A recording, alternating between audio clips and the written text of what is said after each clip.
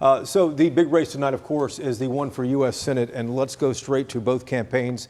We have Morgan Young in Dallas tonight with the Colin Allred campaign, and Teresa Woodard went to Houston for the Ted Cruz campaign. And Teresa, I want to start with you because these numbers are looking fantastic for the Cruz campaign. But Vinny just made a good point a moment ago, and I've heard this from other Republicans who've told me privately that the Cruz campaign didn't take this seriously enough, the Allred challenge, into the last minute. The same mistakes they probably made 6 years ago. Well, that's certainly interesting insight, and it's not the kind of thing that the Cruz campaign is going to admit to by any means, especially not tonight. I just, in fact, was texting with some of the people on the press team for the Cruz campaign saying, hey, how are you feeling? Can you give me anything? And they said, I wish I could, but I can't say anything. So I don't know if that gives you any insight to sort of their button down and they're not going to get ahead of themselves. Maybe they like what the numbers are looking like right now. I can tell you that the crowd here at the watch party has started being a little more tuned in to what they have Fox News Channel up on the big screens here. The crowd has been watching, and you've heard a couple of moments when they've cheered.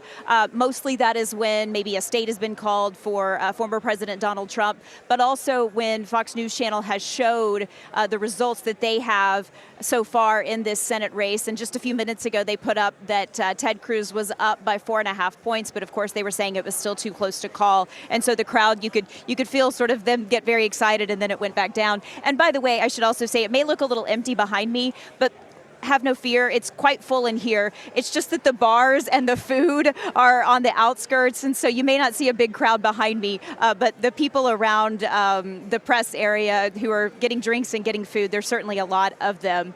Again, so like I said, I don't think that the Cruz campaign is going to let on anytime soon with any sort of information about how they're feeling or if there were any mistakes made throughout the campaign.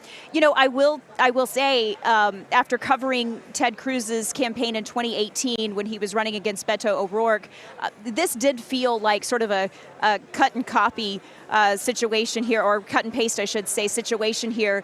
In the last month or so leading up to Election Day, he did the same thing he did back then, which was that statewide tour of Texas on a bus, hitting a lot of the same areas that you would expect him to hit, the rural areas, the suburbs. We saw him doing that exact same thing this time. But his message, it certainly was resonating with his base, with the people who were coming out to the rallies. If you ever went to one of the rallies or watched one of the rallies, you heard definite messages about immigration and crime and safety and the economy. And then the other message that we all know, because if you watched any bit of TV over the course of the last month or so, you saw so many of the ads about transgender rights here in Texas, and that was a main message that Ted Cruz was hitting, and boy, was he hitting those at his rallies as well. So again, the crowd here feeling good, most definitely, but the campaign staying a little quiet and not necessarily wanting to weigh in on how they are feeling at this moment.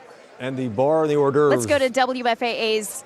Oh. The bar and the hors d'oeuvres is a little more attractive, Sorry, it sounds Jason. like right Sorry, now. Jason. That's okay. But Morgan, let me bring you in here because we have a number of South Texas counties, McAllen, Harlingen, Brownsville, Laredo, that haven't reported in. These are blue counties, so this will add more points to the board for Allred. But what's the chatter there like right now?